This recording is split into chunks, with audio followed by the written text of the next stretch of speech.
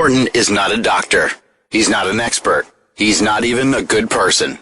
The views, opinions, advice, and humor of Jim Norton does not reflect those of any doctor, of SiriusXM, of Opie Radio, or anyone else. They are solely those of Jim Norton, Lyle Chipperson, Edgar Mellencamp, Paul Hargis, and whoever else lives in that chinless head of his. If any of this advice goes wrong, you are the asshole who called a comedian instead of a doctor.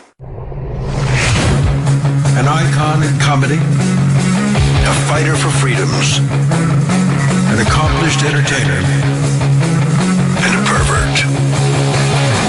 You've got problems, he's got problems. You've got questions, he's got answers, some of which are good.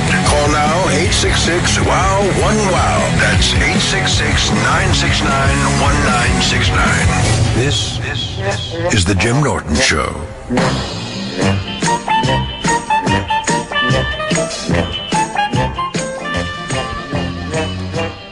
Welcome to the Jim Norton Show.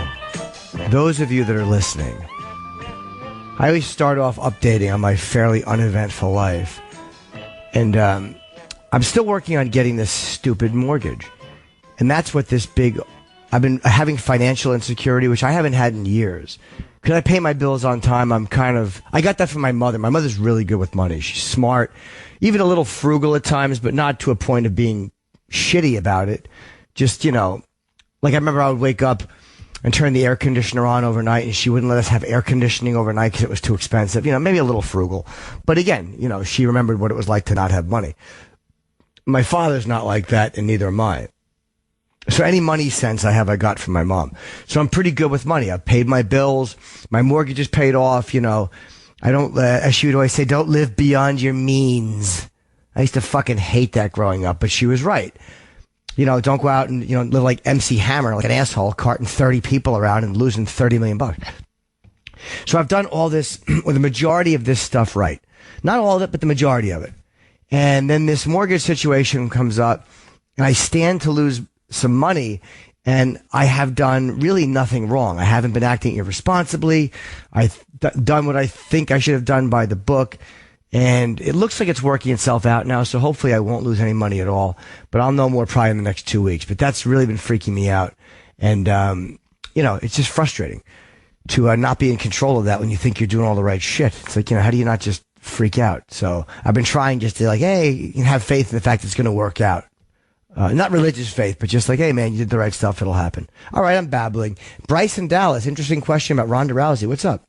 Hey, Jim. Hey, much like yourself, I'm a massive UFC and MMA fan, and I love Ronda Rousey. I thought her book was amazing, but she just came out and announced that she's dating Travis Brown. I don't know if you know who that is. He's a heavyweight. Sure. Oh, yeah. He's a big beard. He's a big guy. Yeah, big Hawaiian. And he's awesome. Is he Hawaiian? But, I didn't know that. Yeah, he's a Hawaiian guy, but I think it makes her look really, really hypocritical because she shreds, rightfully so, rips apart Floyd Mayweather for his history of domestic violence, and this dude's got a pending charge of beating the crap out of his wife. I was wondering what you thought about that. Well, to be honest with you, I am just hearing, that she dated Travis Brown, or she's dating Travis Brown. Right. And, obviously I've met Ronda.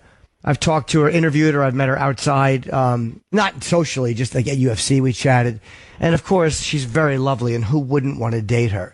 Yeah. So when you hear she's dating Travis Brown, it makes sense.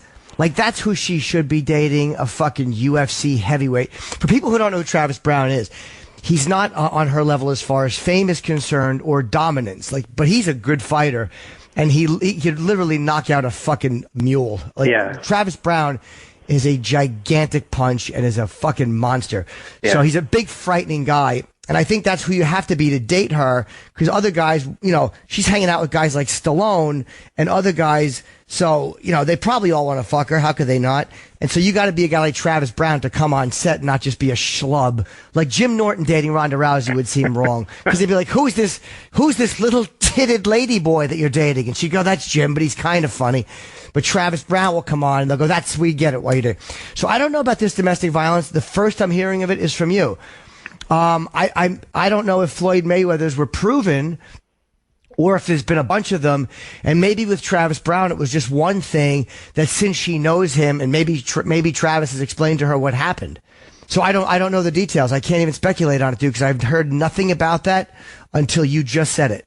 Well, just real quick, I'll give you just a brief little thing. He was married to this insanely hot, like, fitness model chick, and they broke up, and she posted all these, like, pictures on her Instagram of all these, like, bruises, like these massive, like, hand-sized bruises on her biceps, and she had a black eye, and she accused him of doing it, and he denied it.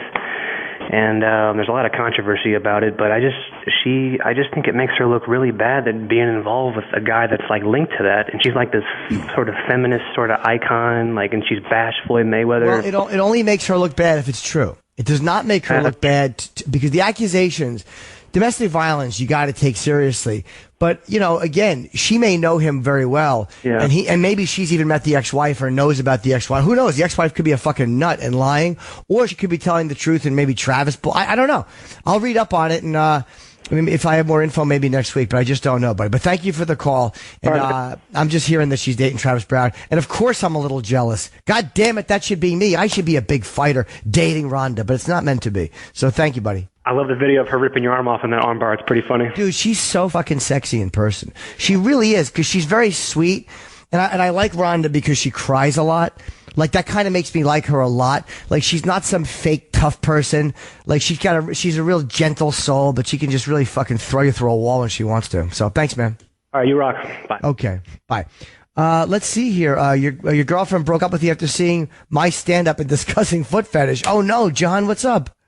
Hey, my birthday present was to see you at Caroline, and during the 8 o'clock show, you had mentioned foot fetishes, and you asked the crowd if there was anybody that was into foot fetishes, and I never told her this, and I never sucked her toes or anything, but I raised my hand, and then we kind of spoke about it, and I talked about waiting in the mall at Lady Foot Locker, whatever, and we left, and she didn't really talk to me the entire way home. And I thought she might have been offended by the show. Sure. But in the text messages back and forth the day after, she was basically like, I don't appreciate that kind of fetish.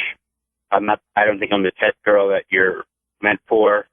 All this other stuff. We've been together a year. We're almost engaged. And I just want to figure out what angle I should approach this at in order to explain to her that I'm not a freak show. Let me tell you one thing. I mean, not to interrupt you, man.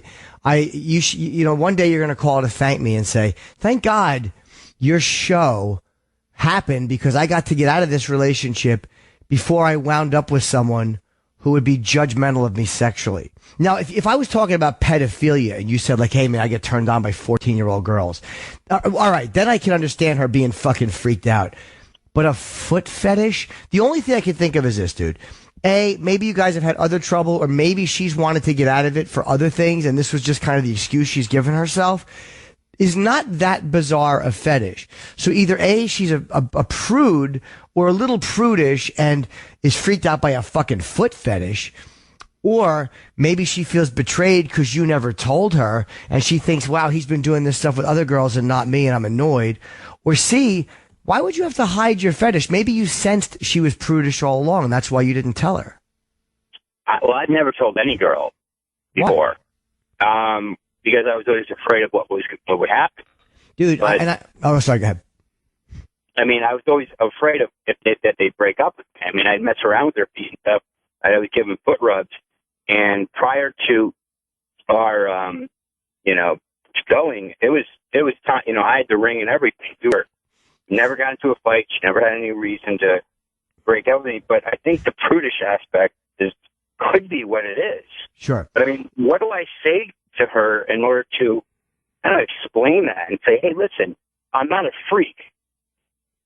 Well, you could talk to her. You could talk to her about it. Maybe I think a part of it is she feels like, oh no, this guy has some kind of a secret life that I don't know about. And then I'm up there talking about fucking trans women and, you know, all this other stuff and body, like scent of a woman's underarms. So maybe she's thinking that there's a Pandora's box with you, that she doesn't know about. So maybe she thinks this is the tip of the iceberg. But if it's not the tip of the iceberg, if that's really kind of as far as you go, and only you know that, but you should never be afraid, dude. Because that's why people cheat on each other. That's one of the reasons. Or secret fucking resentments built up. Again, I'm very lucky. I'm a comedian. I can talk about this stuff on stage. And I'll be honest, dude, me talking about the stuff I talk about has cost me nice women. You know, and I'm probably farther down the scale of depravity than you are. But me talking about this stuff has absolutely turned women off who probably would have liked me and dated me. And there's times where you just got to go. That's the price I pay for being who I am. And if you like feet enough where it's really important to you, if it's not that important to you and it's one of those things you can take or leave, but if it's a real part of your sexuality, why shouldn't you be with someone that enjoys that with you? It's not dirty. It's not fucking gross. And the way to get into it, you don't need to fucking beg their approval. You know, again, it's not some weird fantasy like, look, could you pretend you're my sister?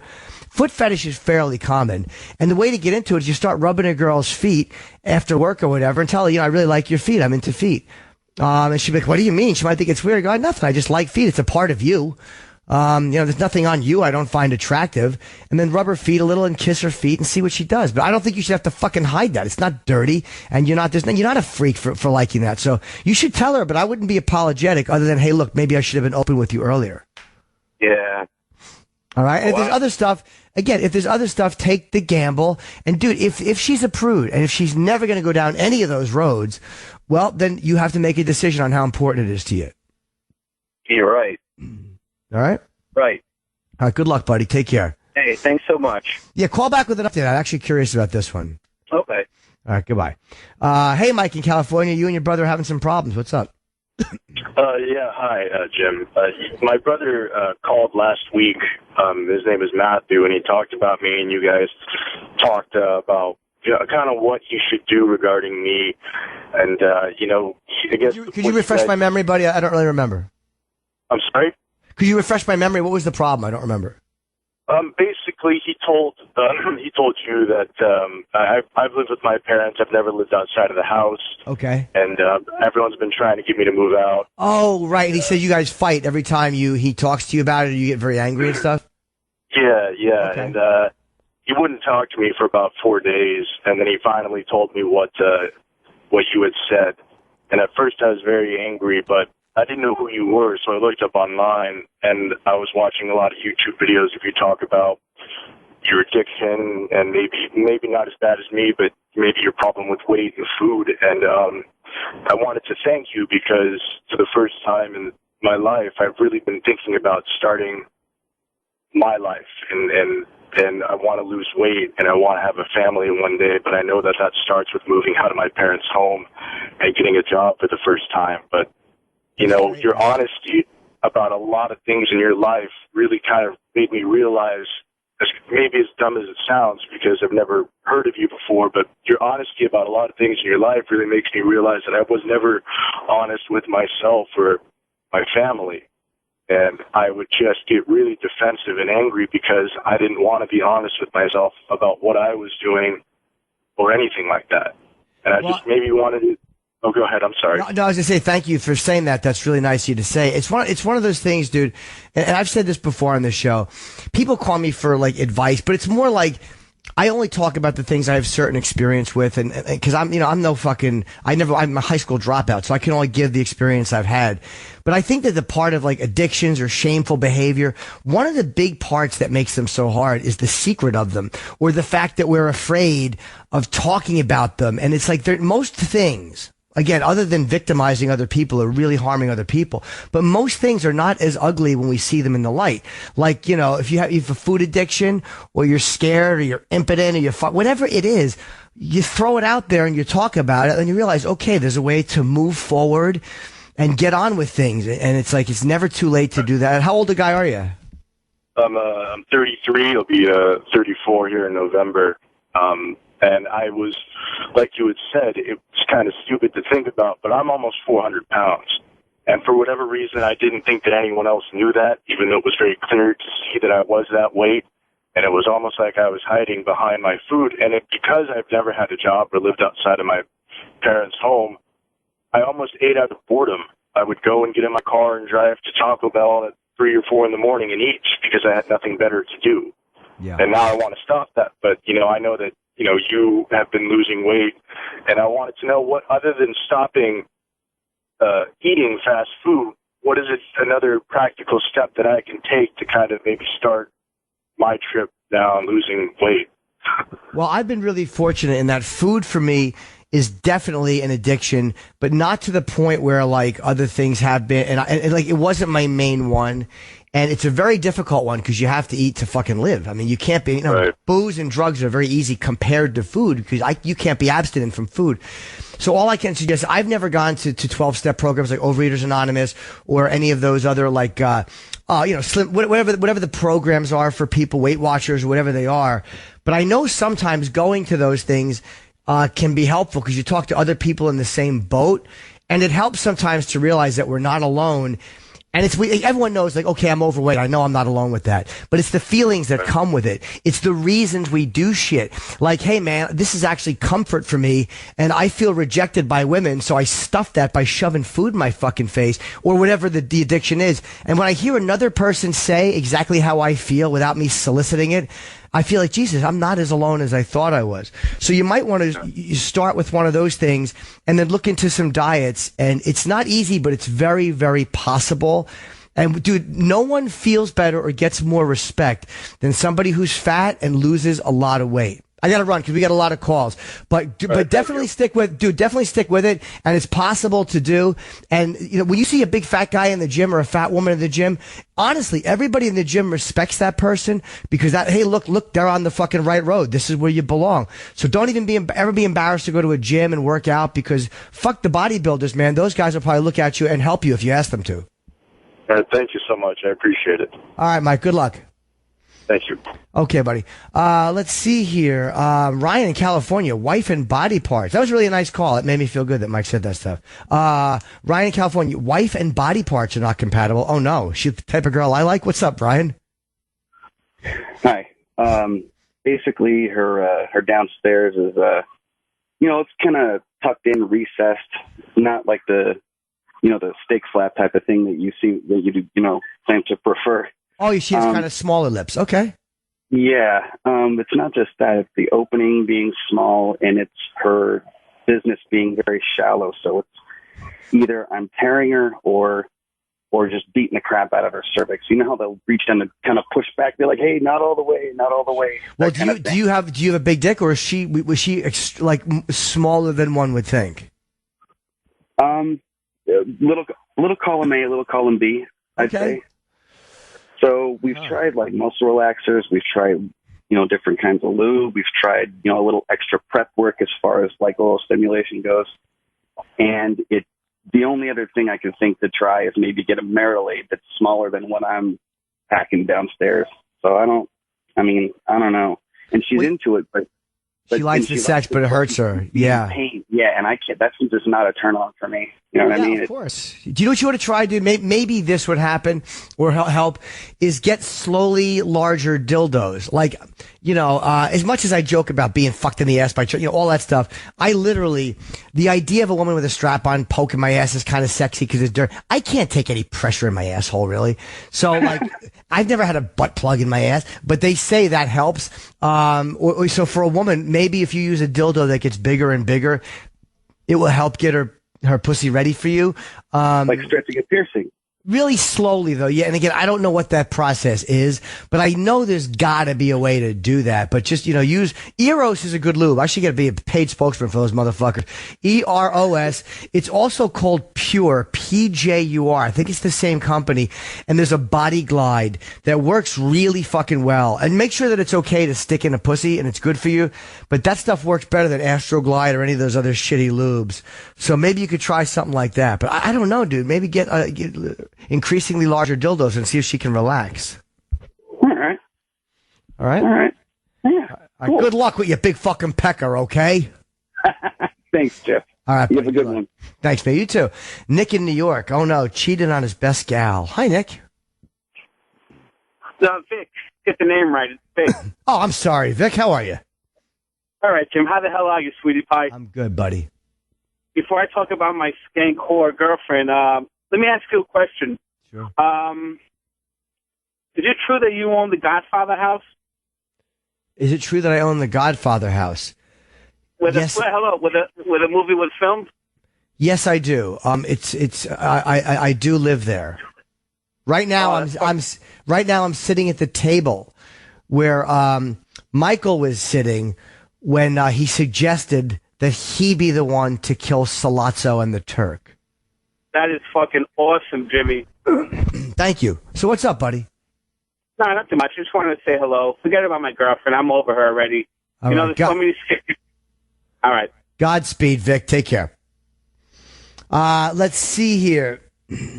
Ex-girlfriend's new boyfriend.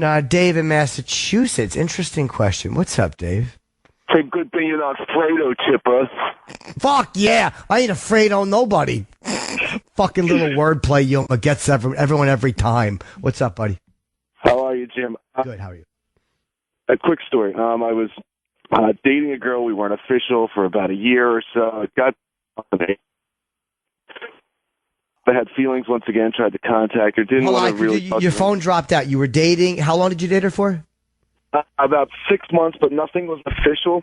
And then in April, I started to have feelings again. So our house unexpectedly in September just to figure out sort of what happened. And things got complicated. The new boyfriend walked in. The mom walked in. So I left. So she's like, all right, let's... Dude, your phone... Dave, do me a favor. Hang up and call back. I'm not fucking with you. Your phone is crapping out, and I can't hear a word you're saying. I hear it for a couple seconds, and then it's off for 10 seconds. So whoever the phone screener is, if you could just tell Dave, it might be Lou, if you could just tell Dave to call back, so we can get a clear connection if that's possible.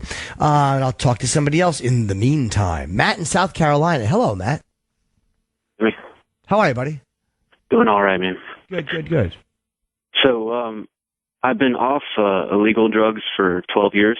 Oh, cool. But I've been on prescription meds for about 10.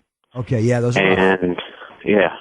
And Xanax mostly for most of the 10 years. Okay.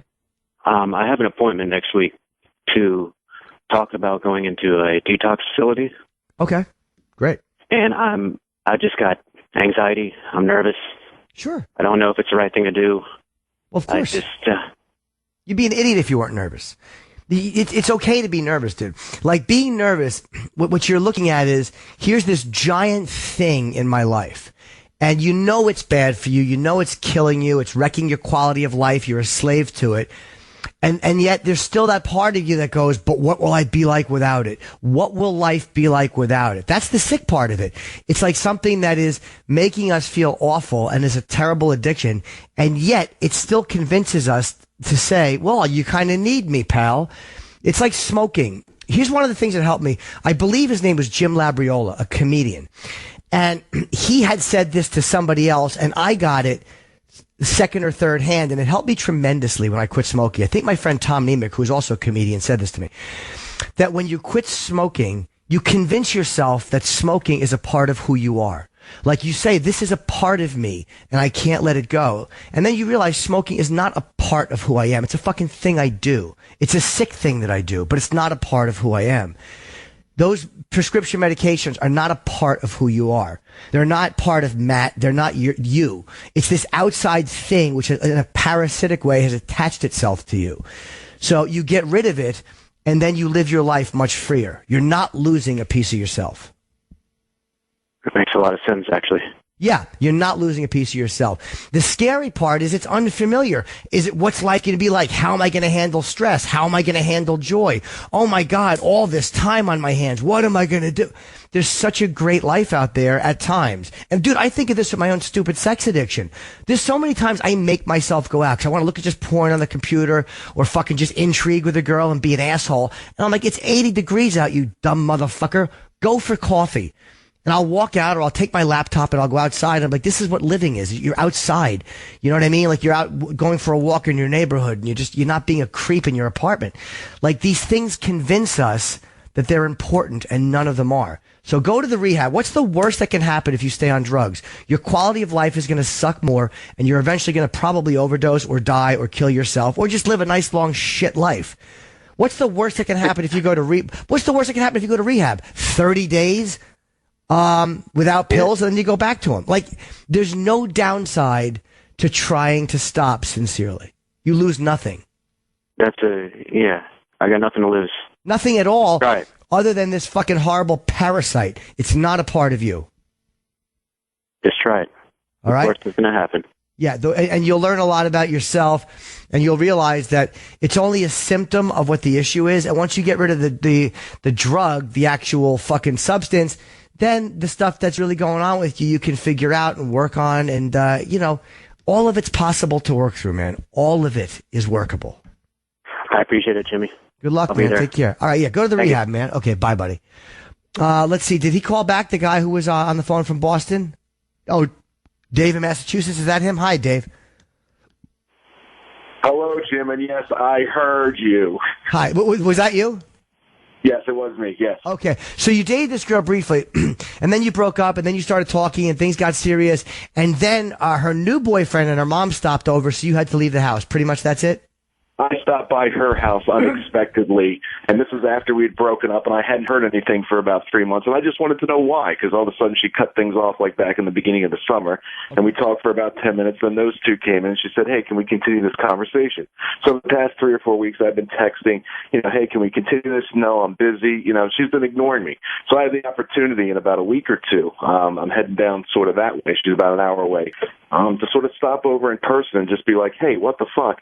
But also call her out on her bullshit. I see that she's on dating sites now. I know that she's dicked over a few other guys. I know it's not my place, but at the same time, I know that I've done that to people before, as probably you have, and I just want to let her know that if she keeps going down this path in a couple of years, it's not going to be pretty. You know what I mean? I understand the emotion, but what you're doing right now, and I've done it, is you're conning yourself.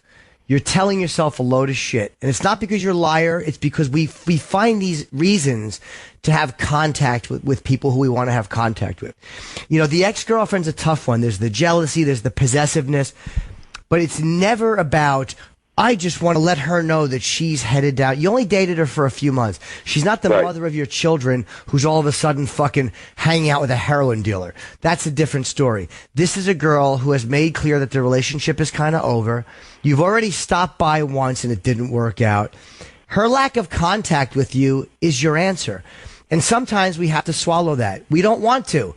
Her being on dating sites, dude, and I know it stinks. It's none of your business. Any more than me being on a dating site is any of my ex's business, or you, Dave, being on a dating site. You got to let it go, because what people do is, it's like the guy friend who's in love with the girl and he hangs out with her and he's like, she's like my sister. He's conning himself because he doesn't want to admit the ugly fact. I like her, she doesn't like me, and I'm being selfish. This one, you just got to let go. You don't need to tell her anything. It's not your place to tell her new boyfriend a fucking thing or to tell her a fucking thing. If you want to give advice, you give advice to yourself and go, you know what? Wow, man, I really want contact with someone that for whatever reason doesn't want contact with me, and that's frustrating and it hurts my feelings and it makes me sad. And I've done that to girls. I'm sure there's been a girl who liked you, Dave, that you didn't like as much. So that's the way the world goes. And there'll be another girl for you. Okay, I hear you, Jimmy. I mean, I know I was done wrong, and maybe this is sort of like a revenge factor sort of thing. Possibly, sure, sure, I know man. it was going on the whole time. It could be revenge. Okay. It doesn't always have to be a love motive, dude. It could absolutely be I want to inflict a little pain or a little discomfort. But that's not the way to be, dude. Just let it go. I mean, we all do shitty things in relationships. I mean, and you move on. You know what I mean? Revenge just gets ugly, and then everyone has to up the ante. Karma has a way of coming around, man. It really does. Just move on from it and find a nice girl. Because if you legitimately didn't do anything and she just kind of douched you, well, then you're due for a good one. So maybe that will work out in your favor on the next one. I'm hoping so, Jimmy. Hey, I love you, and thank you for the show. They should rerun this all the time on any single channel. Well, thank you, Dave. After I eventually hang myself, I'm sure they will. Thank you very much, buddy. Be good. Take care. Take care, man. Let's see here. Josh in Boston, you and your wife had a threesome. Very saucy call, Josh. Yeah, so we talked about it for a while. Then we had a friend that was moving. Guy or girl? And a girl. Okay. So then they got, I don't drink, they get a little drunk, and it ended up happening. Right after, my wife kind of was freaked out about it. She's in the chicks, but she was freaked out about it watching me bang her. Yes. But then during sex, she'll talk about being with another woman. But then she'll also tell me how she had a guy over and she fucked the shit out of him, and it kind of gets me going. Yeah, it's hot. Yeah. So I just don't know if it's I just don't know if we should even try it again. See, I don't think I'd be into watching her get fucked, but okay. talking about it gets us, it's just hot. Would you want? Let me ask you this: would you want to watch her? Because there might be a difference. Would you want to watch her suck another guy's dick? I don't know. It's during sex. When we talk about it, it's hot. But I don't know how I would be, if I'd be all right with it after. You know what I mean? Could you fuck in front of another guy? Meaning? Oh yeah, I think so. Because I mean, I'm like a fucking the rock hard kid over here. Oh, good for you, man. I envy that. So maybe what you ought to do is this. Everything piecemeal. Like, I was dating a girl one time, and we used to talk about her fucking other guys. We thought it was really hot. But I didn't know if I could handle her actually fucking the guy. So we did a thing where we agreed that she would just suck the guy's dick. And she did. And she didn't fuck him. And the first time it was cool. The second time I got like a little jealous. But I'm glad she didn't fuck him, because that, like, it would have been harder for me to shake off her fucking him. So whatever your limit is, stop the moment before and let that be the limit for the whole experience, and then go, you know what? We fucked while that guy just jerked off and watched, and make it very clear there's going to be no contact whatsoever. And maybe he'll be a voyeur and just be okay with jacking off. And maybe your wife can even talk to him. As long as it's clear that there's going to be no contact. Then when he leaves, if you feel a little weird about it, well, your wife didn't touch another guy, so you can just go, hey, let's not do that anymore. You know what I mean? There's ways to test the waters without actually going, all right, lay on the bed and let 5 guys fuck you, and then I'll see how I feel about it. Maybe the way to do it with that girl should have been, hey, honey, you and I will fuck while you and her just kiss, and then see how you feel about it. So you should have led into it piecemeal, or maybe just talk about it. Sometimes just talking about shit is hot enough, dude, and you don't have to do it. Right. Most of my fantasies, I have not lived out. In the way that I have some of the most fucking perverted, filthy sexual conversations with women. And I think they are things that the woman I'm talking to and me both know we're not going to do. But the fun part is the exploration of such dirty things in a safe way, which is talking. Do you know what I mean? And that's the way it is. Like, there's a lot of women that have real rape fantasies. Now, a lot of them want to act that out with a person who they feel very safe with. And some of them don't want to act it out at all. They just like the idea of getting off to such a barbaric, awful fantasy. But they wouldn't even want to act it out with a boyfriend. It's just talking about it. Do you know what I mean? It's like everyone has different levels of where they want to go. So just find the level that works. That's it. You can still fucking talk about it. You don't have to do it. Okay. I talk about pop locking all the time. I don't dance. All right, buddy. Thank you for the call. Bye. All right. Bye, Josh, you sweet boy. Let's see here. Ooh, Bob in North Carolina. This is an interesting one. What's up? Hey, Jimmy. Love the show. I was calling just to see your advice. I'm a recovering sex addict, been sober for over 2 years. Okay. Got my chip, very happy. Oh, fuck yeah. Thank you. Congratulations. Okay, 2 years recovering sex addict. Is she a recovering sex addict? No. Is she a sex addict? She was when I married her. We've been married almost 30 years. Oh, she wow. was a good girl. Yeah, she was a good girl. She's never done anything wild or crazy. And last year, I found out that she had a couple of affairs. Hold on, dude. Are you outside? It's very hard to hear you. Just stay still if you can, buddy, because I can hear the wind blowing through it. We're losing you a little bit. She had one affair or a couple? She had 2 affairs. Okay. Last year. With 2 different guys that she worked with. Okay, what kind of work? You don't have to say where her job is, but what is it? The kind of work where she'll be in contact with these guys again? Let's just say that. Yes. Did you catch her, or did she confess? She confessed. Okay. Actually, she didn't confess. Her girlfriend told me about it because she knew how hard I had been working on my sobriety. Now, did your wife start these affairs after you confessed your sexual addiction or after you told her something? She had known about it for years, and it wasn't until I didn't start getting help till about 2 years ago. Do you think that she did this out of, oh my God, I've been a good girl, what the fuck has he been doing the whole time?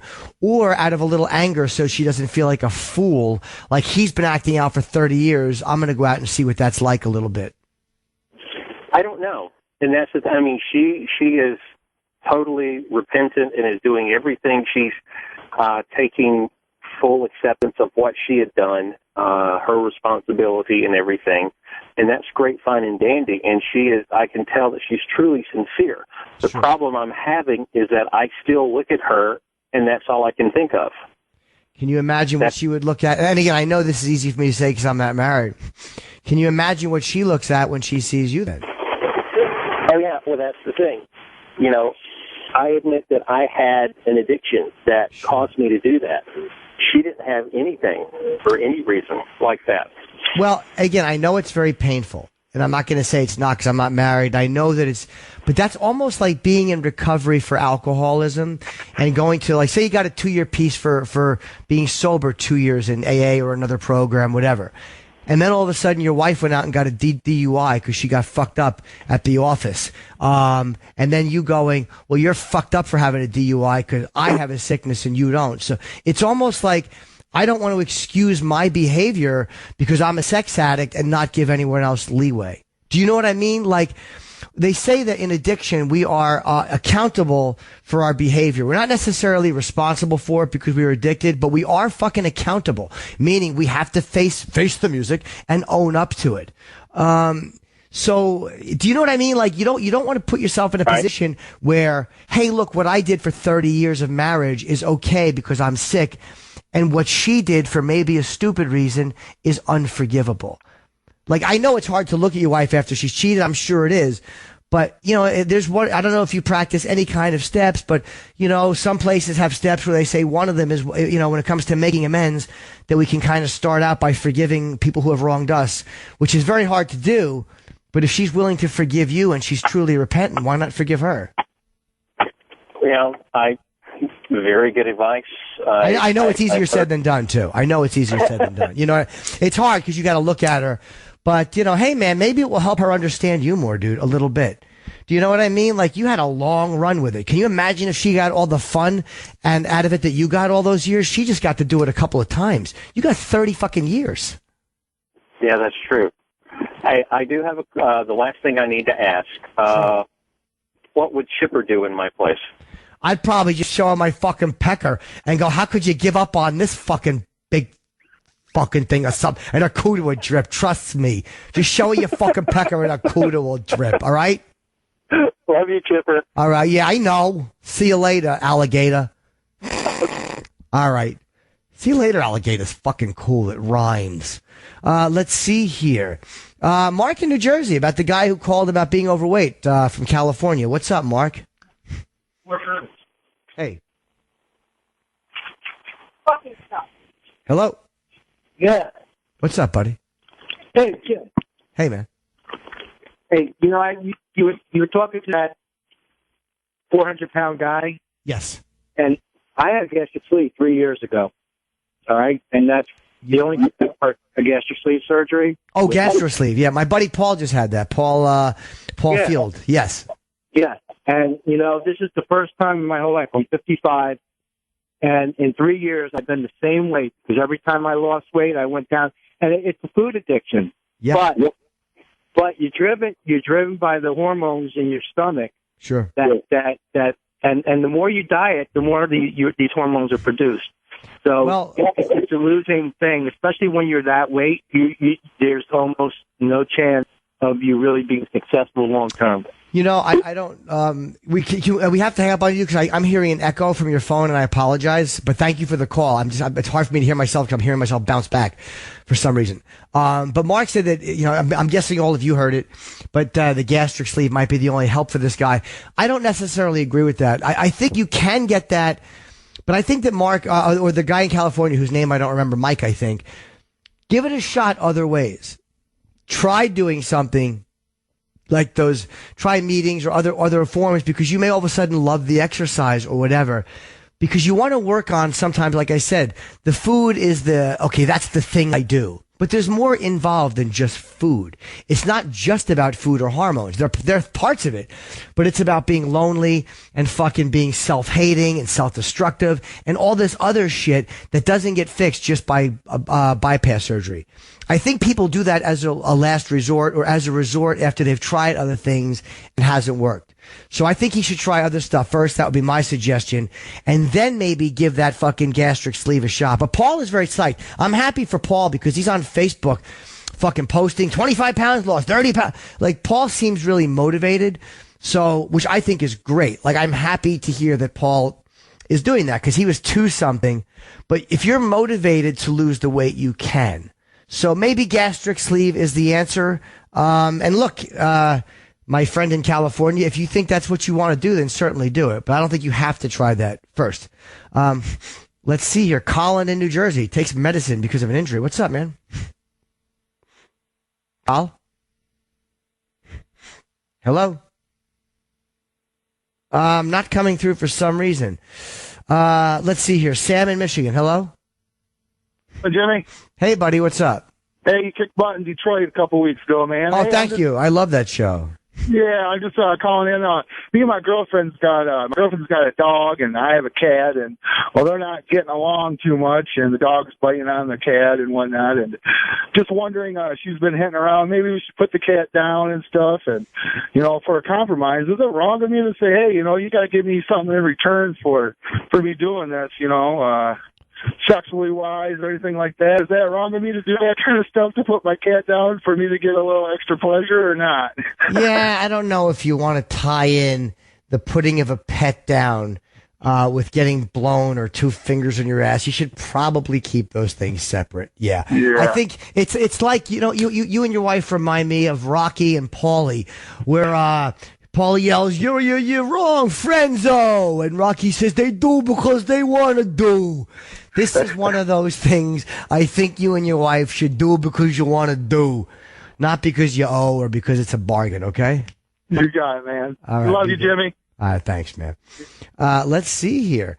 How about Alex in Virginia Beach? What's going on? Hey, Jim, I love you, man. Well, thank you, mister. My question is, I had this friend, we grew up together, we were best buds, and, he just got a new job, and he moved to, the coolest fucking city, and got, a sweet apartment, in the coolest part of the city, the downtown market, and all of a sudden, he doesn't want to have anything to do with me, and it's, I don't know, how do you deal with, a best friend that, doesn't want to have anything to do with you anymore? Well, hold on, let me ask you. How long you guys been friends? How long you guys been friends? 30 years, probably. 30 years. Now, and this might sound like a weird question, is one of you drinking or doing drugs or some kind of a weird lifestyle thing that you didn't do before, or is this just a move? I mean, for real. No, he's just way more successful than me, and okay. Just, high paying, he works for big companies and stuff, and I kind of wash dishes and shit. I was well, do you when you're around him, do you always comment on the great shit that he has? No, I'm not even around him anymore because he gets when he's doing good, he's all smug and stuff, and he's he's too good for me now, Oh, okay. I was wondering if it was maybe he felt guilty about being successful. Sometimes people feel guilty. And I asked about drinking or doing drugs because that's an obvious one. Sometimes if one person's going down a really crazy path and their friend isn't, they split up because they just, one goes with people who are doing that shit. Who knows? Maybe he's just found friends that make that kind of money he makes or can live the kind of lifestyle. Does he want to go out to places that you can't afford?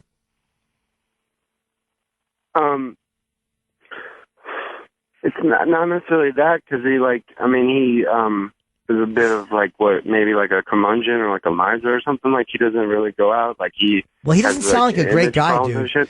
Dude, he doesn't sound like a great guy. He's my best friend since childhood. I'm sure you love him. I'm sure you love him. But what you're telling me is he's smug because he makes more money than you, and he's a fucking miser. Those are not good friend qualities.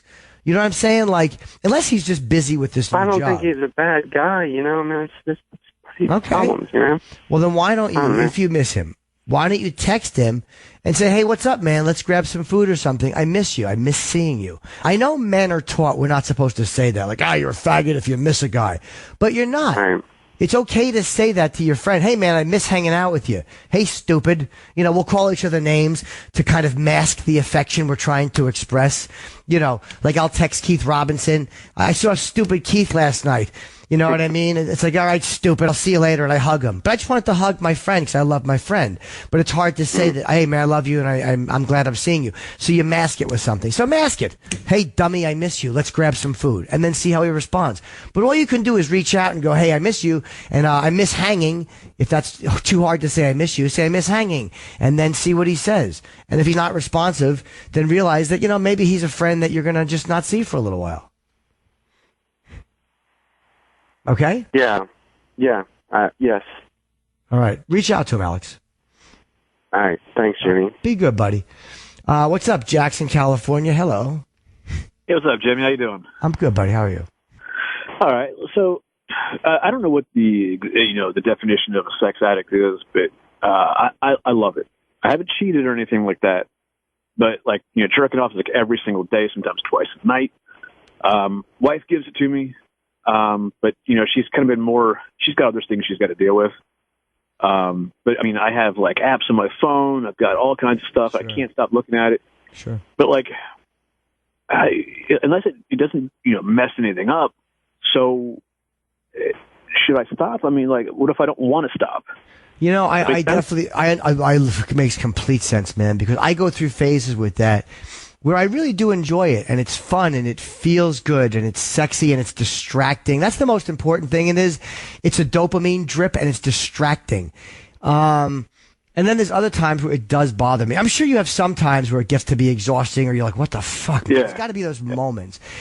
And, you know, in order to stop doing anything, I have to want to stop doing it more than I want to do it and be willing to take whatever steps I choose to take or whatever steps you choose to take. It could be a program. It could just be cold turkey, whatever the fuck it is. So if you're saying you don't want to stop, well, then you're not going to stop. And I don't know what this sex addict definition that Dr. Steve might give you, but I just know that it's like what they say with drinking. It's not how much you drink or what you drink. It's what it does to you.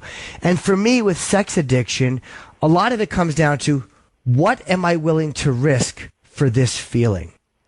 Like, what am I willing to throw out in my life for this? Now, if you're married or you're in a relationship and you're dirty talking other women, or if you're cheating with prostitutes, or if you're jerking off all the time, well, then you're risking a lot. You're risking your entire marriage, or you're risking sexual pleasure with your wife because you're getting off so much that it's going to get harder and harder for her to get you. Do you know what I'm saying? That to me is a measure of it. What am I willing to risk for this feeling? And sometimes we're willing to risk a lot more than we think until we actually analyze it. Yes, I wouldn't, like I said, I wouldn't want to cheat. I don't want to do anything outside of my marriage. But, you know, it's kind of like, you know, Instagram, you follow these chicks with these huge tits, and it's just, I love it. Like, I love looking at them all day long. And then it's like at home, I do that kind of stuff. But yeah, there's been times where it's just like, you know, I'll relieve myself or whatever. And then she's finally comes around and it's like, I'm good. I'm good. Yeah. But then I feel like when I want it, she's never, you know, at the same time. But it's just like, I like it too much to want to change. Yes. But also just knowing what it is, it's now a replacement for the disappointment of her saying no. Now, I understand jerking off. Hey, look, if you're a little horny, jerk off. But then there's a normal person balance with that. And then there's the thing that I do. And then all of a sudden they come around and they're ready. And I'm like, nah, I'm good. Because the addiction begins to replace them. And that's where it gets bad for me. You know what I mean? It's like, it's not bad. Hey, your girlfriend doesn't want to fuck you because she's on a rag or she's cranky, so you just jack off. All right, big deal. You watch some porn. But all of a sudden, when I'm jerking off and I noticed a bunch of times she wants sex and I'm like, nah, I'm good because I got off better with that movie than I will with her. And it did begin to replace human interaction, and that very subtly begins to drive a wedge between people. And then all of a sudden it drives a much bigger wedge than I ever thought was imaginable. And then all of a sudden I had to start fantasizing about other shit when I was with them. And then all of a sudden I become distant from human contact because I just want what I'm seeing on the computer screen. And it's a slow, it's a slow process. Because, I mean, it's like I keep feeling I have to go to the next step or find something, more crazy than I thought before. Upping the ante. Exactly. So that's the addiction. It just hasn't cost you enough yet. But what happens is sometimes when it could cost you your marriage, or it could, who knows? Or it could just be she feels very, very betrayed by all this stuff. So just be very careful of it. Maybe it hasn't hurt you enough yet to want to stop. So if you can stop before it hurts you, but it normally leads down a very rough path, and you're already seeing where it's beginning to replace her, and that will continue. So just keep your eye on it. That's all I can suggest, okay? All right, man. Thanks so much. I appreciate it. Good luck. We have a lot of calls on the line. Just one more quick one, because I apologize. I have to wrap up. The comic in Daniel in California, you're trying to get paid by the headliner you're opening for. What's up, Daniel? Yeah, so I've been opening up for him for about 10 months now, and things are good. When we do like the improv or whatnot, the improv pays us as the MC in the middle act. But when we do some of the smaller clubs, he pays us out. And the last couple of times, pretty much when he picked this up, he's like, this is where you're going to get paid each show as an MC and then as a feature. And the last couple of shows we've been shorted, differing amounts, obviously. But last time it was, right before the last show of the weekend, he pretty much gave us an envelope and say, hey, here's how much you're getting paid. You guys can figure out how you want to divvy it up. And I ended up getting shorted a couple $100.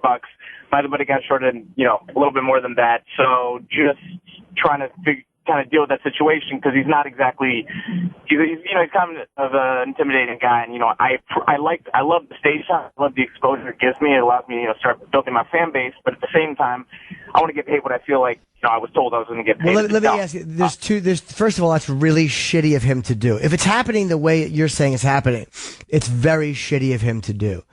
What you have a couple of options. You can talk to him, and go, look, man, I've just noticed this is happening. Maybe, is he not drawing as well as he thought? Maybe he's had problems with his money, whatever, but that should not affect the pay.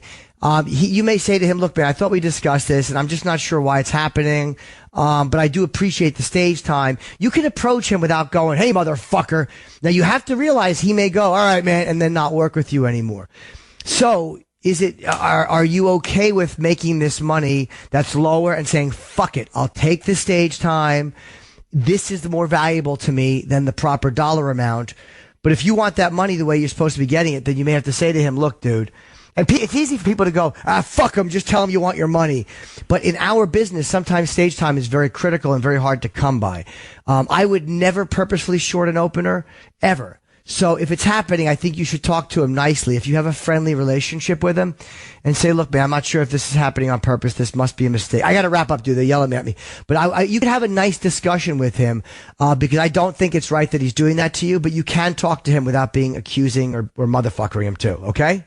No, yeah, for sure. Yeah, I mean, at the end of the day, the stage time what really matters, especially where I'm at. So I think okay. Well, then maybe you have a nice discussion with him, but just realize if he's a real dick who will short you money, he may just all of a sudden take another comic who won't mention it. So, make that decision to yourself how important it is to you. Okay? All right, sounds good. Thanks, Jim. Good luck, buddy. Thank you, everyone, for listening, and thank you, Lou, for working the mechanisms that you work. Goodbye, folks. Thanks for listening to The Jim Norton Show. Hear all that advice whenever you want to on demand at SiriusXM.com/on-demand. On SiriusXM is real.